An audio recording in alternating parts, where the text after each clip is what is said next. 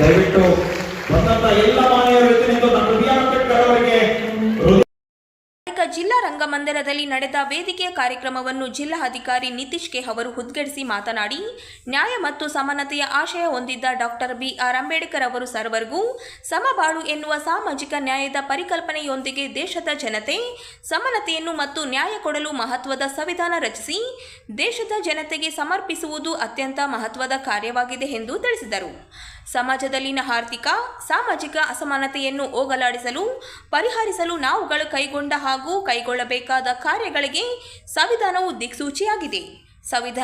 ಸಂವಿಧಾನದಿಂದಾಗಿ ಸಮಾಜದಲ್ಲಿನ ಪ್ರತಿಯೊಬ್ಬರಿಗೂ ಹಂತ ಹಂತವಾಗಿ ಸಮಾನ ಅವಕಾಶಗಳು ದೊರಕುತ್ತಾ ಸಮಾಜವು ಬದಲಾವಣೆಯತ್ತ ಸಾಗುತ್ತಿದೆ. ಮಹಿಳೆಯರು ಸಹ ಪ್ರತಿಯೊಂದು ರಂಗದಲ್ಲಿ ಸಾಧನೆ ತೋರುತ್ತಿದ್ದಾರೆ ಎಂದು ತಿಳಿಸಿದರು. ಹಟ್ಟಿ ಚಿನ್ನದ ಗಣಿ ಕಂಪನಿಯ ಉಪ ಪ್ರಧಾನ ವ್ಯವಸ್ಥಾಪಕರು ಹಾಗೂ ಜಿಲ್ಲಾ ನೌಕರರ ಸಂಘದ ಅಧ್ಯಕ್ಷರಾದ ಶ್ರೀ ಕೃಷ್ಣ ಶಾವಂತಗೇರಿ ಅವರು ಮಾತನಾಡಿ, ಭಾರತ ದೇಶವು ಹಲವು ಧರ್ಮಗಳ ನಾಡಾಗಿದೆ. ವಿವಿಧತೆಯಲ್ಲಿ ಏಕತೆಯನ್ನು ತರುವಲ್ಲಿ ಸಂವಿಧಾನವು ನಮಗೆ ಮಾರ್ಗ ತೋರುತ್ತಿದೆ. ಡಾಕ್ಟರ್ ಬಿ ಆರ್ ಅಂಬೇಡ್ಕರ್ ಅವರು ಸಂವಿಧಾನದ ಮೂಲಕ ನಮಗೆ ಉತ್ತಮವಾದ ದಾರಿ ತೋರುತ್ತಿದ್ದಾರೆ.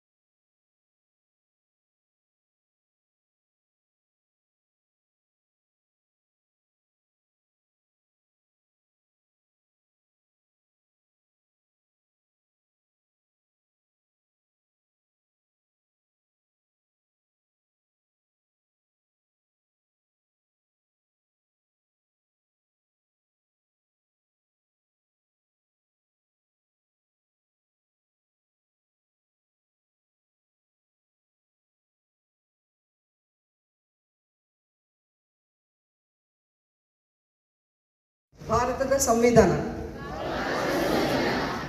ಪ್ರಸ್ತಾವನೆ. ಭಾರತದ ಜನಗಳಾದ ನಾವು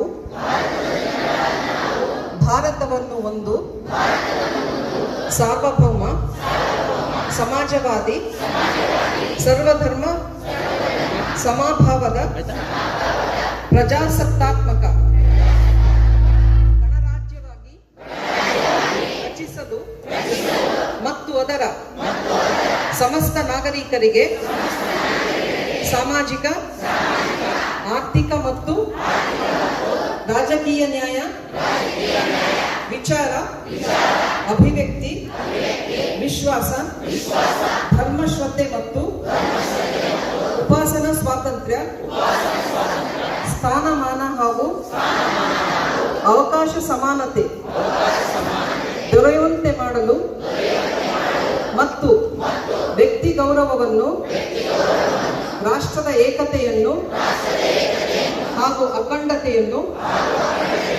ಸುನಿಶ್ಚಿತಗೊಳಿಸಿ ಅವರಲ್ಲಿ ಭ್ರಾತೃಭಾವನೆಯನ್ನು ವೃದ್ಧಿಗೊಳಿಸಲು ಶ್ರದ್ಧಾಪೂರ್ವಕ ಸಂಕಲ್ಪ ಮಾಡಿದವರಾಗಿ ನಮ್ಮ ಸಂವಿಧಾನ ಸಭೆಯಲ್ಲಿ 1949ನೇ ಇಸವಿ ನವೆಂಬರ್ ತಿಂಗಳ 26ನೇ ತಾರೀಖಾದ ಈ ದಿವಸ ಈ ಮೂಲಕ ಈ ಸಂವಿಧಾನವನ್ನು ಅಂಗೀಕರಿಸಿ ಅಧಿನಿಯಮಿಸಿ ಅರ್ಪಿಸಿಕೊಂಡಿದ್ದೇವೆ. ಎಲ್ಲರಿಗೂ ಧನ್ಯವಾದಗಳು. ಜೈ ಒಂದು ಬಾರಿ ಸೊ ಇವತ್ತು ನಾವು ಸಂವಿಧಾನ ದಿನಾಚರಣೆ ಕಾರ್ಯಕ್ರಮನ ಹಮ್ಮಿಕೊಂಡಿದ್ದೀವಿ. ತಮಗೆಲ್ಲ ಗೊತ್ತಿದ್ದಂಗೆ 26 ನವೆಂಬರ್ 1949. ಸೊ ಇವತ್ತು ಕಾನ್ಸ್ಟಿಟ್ಯೂಯೆಂಟ್ ಅಸೆಂಬ್ಲಿಯಲ್ಲಿ ನಮ್ಮ ಸಂವಿಧಾನನ ಅಂಗೀಕರಿಸಲಾಗಿತ್ತು. ಏನು ಅಂಗೀಕರಿಸಲಾಗಿತ್ತು ಆ ಸಂವಿಧಾನವನ್ನು 1950 ಇಸ್ವಿ 26 ಜನವರಿಯಿಂದ ಅದು ಚಾಲನೆಗೆ ಬಂತು. ನಮ್ದು ಎಷ್ಟು ದೊಡ್ಡ ದೇಶ ಅಂತ ತಮಗೆಲ್ಲ ಚೆನ್ನಾಗಿ ಗೊತ್ತಿದೆ. ಇಂಥ ಒಂದು ದೇಶದಲ್ಲಿ ಸಾಕಷ್ಟು ಜಾತಿಗಳಿದ್ದಾವೆ, ಸಾವಿರಾರು ಲಕ್ಷಾರು ಜಾತಿಗಳಿದ್ದಾವೆ, ಬೇರೆ ಬೇರೆ ಭಾಷೆಗಳಿದ್ದಾವೆ, ಧರ್ಮ ಇದೆ, ಪಂಥಗಳಿದ್ದಾವೆ, ಆಮೇಲೆ ಬೇರೆ ಬೇರೆ ಆಚರಣೆಗಳಿದ್ದಾವೆ, ಆಚಾರ ವಿಚಾರ ಇದೆ. ಇಂಥ ಒಂದು ಬೃಹತ್ ಮತ್ತು ಡೈವರ್ಸ್ ಆಗಿರೋ ಒಂದು ದೇಶದ ಜನತೆಯ ಒಂದು ಮಹತ್ವಾಕಾಂಕ್ಷಿ ಅಂತ ನಾನು ಹೇಳಕ್ ಇಷ್ಟಪಡ್ತೀನಿ. ಅದನ್ನೆಲ್ಲ ನಾವು ಒಗ್ಗೂಡಿಸಿ ಒಂದು ಸಂವಿಧಾನ ಯಾವುದೇ ಒಂದು ದೇಶದಲ್ಲಿ ಇದೆ ಅಂದ್ರೆ ಅದು ನಮ್ಮ ಭಾರತ ದೇಶ ಅಂತ ನಾನು ಹೇಳಕ್ಕೆ ಇಷ್ಟಪಡ್ತೀನಿ. ಇಂಥ ಒಂದು ವಿಶಿಷ್ಟವಾದ ಸಂವಿಧಾನ ಇವತ್ತು ನಮಗೆ ಮತ್ತೆ ವಿಶಿಷ್ಟ ಮತ್ತು ಬಲಿಷ್ಠವಾದ ಸಂವಿಧಾನ ನಮಗೆ ಬಂದಿದೆ ಅಂದ್ರೆ ಅದಕ್ಕೆ ಕಾರಣೀಭೂತರಾಗಿರೋರು ಬೇರೆ ಯಾರೂ ಅಲ್ಲ, ಬಾಬಾ ಸಾಹೇಬ್ ಅಂಬೇಡ್ಕರ್ ಅವರು ಅಂತ ತಮಗೆಲ್ಲ ಚೆನ್ನಾಗಿ ಗೊತ್ತಿದೆ. ಯಾಕೆ ನಾನು ಇದು ಹೇಳ್ತೀನಿ ಅಂದ್ರೆ ನಾವು ವಿದ್ಯಾರ್ಥಿ ಮತ್ತು ಪಾಲಕ ಹಾಗೂ ಶಿಕ್ಷಕ ಬಂಧುಗಳೇ, ಸ್ವಾತಂತ್ರ್ಯ ಪೂರ್ವದಲ್ಲಿ ಭಾರತ ದೇಶ ಸ್ವಾತಂತ್ರ್ಯ ಇಲ್ದನೆ ಬಳಲ್ತಾ ಇತ್ತು. ಅಂತ ಸಂದರ್ಭದಲ್ಲಿ ಜಾತಿ, ಮತ, ಪಂಥ, ಧರ್ಮಗಳ ನೆರಳಾಟದ ಜೊತೆಗೆ ದೇಶಕ್ಕಾಗಿ ಸ್ವಾತಂತ್ರ್ಯಕ್ಕಾಗಿ ಹೋರಾಟ ಮಾಡುವಂತ ಹಲವು ನಾಯಕರ ಮಂಚೂಣಿಯಲ್ಲಿದ್ದರು. ಆ ಸಂದರ್ಭದಲ್ಲಿ ಮೊದಲನೇ ಮಹಾಯುದ್ಧ, ಎರಡನೇ ಮಹಾಯುದ್ಧಗಳು ಮುಕ್ತಾಯದ ನಂತರ 1945ರಲ್ಲಿ ಬ್ರಿಟಿಷ್ ಗವರ್ಮೆಂಟ್ ಭಾರತಕ್ಕೆ ಸ್ವಾತಂತ್ರ್ಯ ಕೊಡಬೇಕು ಅನ್ನುವಂಥ ವಿಚಾರ ಬಂದಾಗ ಹಲವು ರೀತಿಯ ಚರ್ಚೆಗಳಾದವು. ನಾವೊಂದು ಸಭೆ ಕರೆದು, ಒಂದು ಮೀಟಿಂಗ್ ಕರೆದು, ಒಂದು ನಿರ್ಧಾರವನ್ನು ತೆಗೆದುಕೊಳ್ಬೇಕಾದ್ರೆ ತುಂಬಾ ಕಷ್ಟ. ಅಂತ ಸ್ಥಿತಿಯಲ್ಲಿ ಸುಮಾರು 33 ಕೋಟಿ ಜನಸಂಖ್ಯೆ ಇರುವಂತ ಅಂದಿನ ಭಾರತದಲ್ಲಿ ಜಾತಿ ಮತಗಳಿಂದ ಧರ್ಮಗಳಿಂದ ಮನಸ್ಸೆಲ್ಲ ಹಾಳಾಗಿ ಹೋಗಿದ್ದು. ಅಂತ ಸ್ಥಿತಿಯಲ್ಲಿ ಒಂದು ಸಂವಿಧಾನವನ್ನ, ಇಡೀ ಆ 33 ಕೋಟಿ ಜನ ಒಪ್ಪುವಂತ ಸಂವಿಧಾನವನ್ನು ನಿರ್ಮಿಸಿದಂತ ಡಾಕ್ಟರ್ BR ಅಂಬೇಡ್ಕರ್ ಅವರನ್ನ ನಾವು ಯಾವ ಕ್ಷಣದಲ್ಲಿ ಆದರೂ ಸ್ಮರಿಸಲೇಬೇಕು ಮಕ್ಕಳೇ. ನಮ್ಮ ಜಿಲ್ಲಾಧಿಕಾರಿಗಳು ಹೇಳಿದರು, ಅತ್ಯದ್ಭುತವಾದಂಥ ವಿಚಾರಗಳನ್ನು ಹೇಳಿದರು.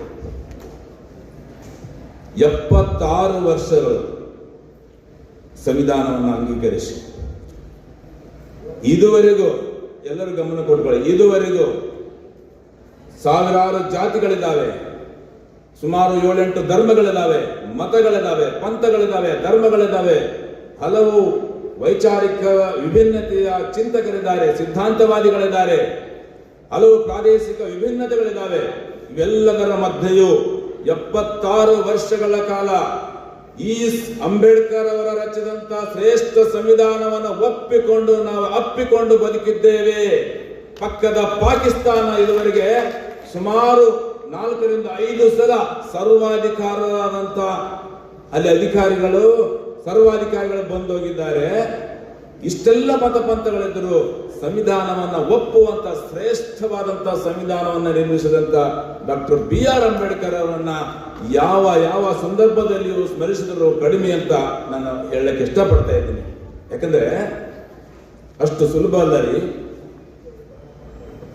ಇದನ್ನ 2015ರಲ್ಲಿ ನವೆಂಬರ್ 19ರಂದು ಅಂದಿನ ಸರ್ಕಾರದ ಪ್ರಧಾನಮಂತ್ರಿ ಆಗಿದ್ದಂತ ನರೇಂದ್ರ ಮೋದಿ ಅವರು ಸಂವಿಧಾನ ದಿನಾಚರಣೆ ಅಂತ ಇನ್ಮೇಲೆ ಆಚರಣೆ ಮಾಡಬೇಕಂತ ಘೋಷಣೆ ಮಾಡಿದರು. ಅದಕ್ಕಿಂತ ಮುಂಚೆ ರಾಷ್ಟ್ರೀಯ ಕಾನೂನು ದಿನ ಅಂತ ನಾವು ಆಚರಣೆ ಮಾಡ್ತಿದ್ವಿ.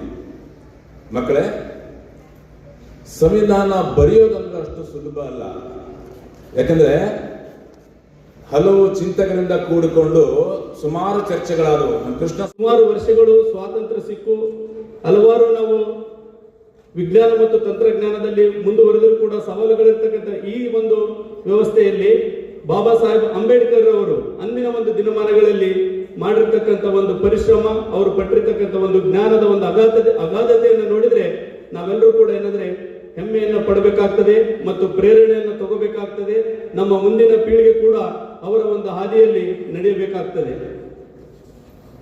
ಮಕ್ಕಳೇ, ಬಹಳ ಒಂದು ವಿಸ್ತೃತವಾಗಿರ್ತಕ್ಕಂಥ ಈ ಒಂದು ದೇಶದಲ್ಲಿ ಹಲವಾರು ಏನಂದ್ರೆ ವಿವಿಧ ಮಜಲುಗಳನ್ನು ಹೊಂದಿರತಕ್ಕಂಥ ಈ ಒಂದು ದೇಶದಲ್ಲಿ ಪ್ರಾದೇಶಿಕವಾಗಿ, ಭಾಷಿಕವಾಗಿ ಹಾಗೂ ಧಾರ್ಮಿಕವಾಗಿ, ಸಾಮಾಜಿಕವಾಗಿ ಬಹಳಷ್ಟು ವಿವಿಧ ಸ್ತರಗಳನ್ನು ಹೊಂದಿರತಕ್ಕಂಥ ಈ ಒಂದು ದೇಶದಲ್ಲಿ ಏಕತೆಯನ್ನು ತರೋದಕ್ಕೆ ಏನಾದರೂ ಪರಿಶ್ರಮ ಪಟ್ಟಿದ್ದಾರೆ ಅಥವಾ ಅದು ಸಾಧ್ಯ ಆಗಿದೆ ಅಂತಂದ್ರೆ ಅದು ಭಾರತ ಸಂವಿಧಾನದಿಂದ ಅಂತ ಹೇಳಕ್ಕೆ ಇಷ್ಟಪಡ್ತೇನೆ.